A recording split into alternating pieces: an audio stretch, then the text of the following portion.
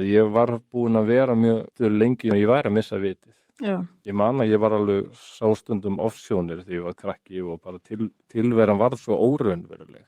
Og ég labbaði bara inn á 33C áfengiskeitil þegar ég var 21-22 og spurði hvort ég mætti fá vinnu hérna.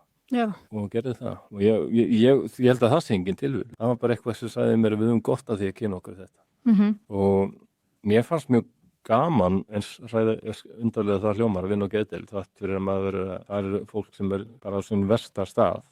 En ég náði einhverju tengingu oft ég stóð mig vel í þessu starfi. Já. Og mitt þetta þessi hæfileiki að vera fljótur og átt að segja hérna er eitthvað öðruvís en núna. Það er mjög mikilvægt á geðdeild. Bara svona litlu hlutir er eitthvað maður sem aldrei hefur gengið frá fötunum sínum eða búið á rúmið sitt. Okkur hann allt í einu farin að gera þetta. Bara taka eftir einhverju svona. Já. Men alltaf einhverju leynilög. Já.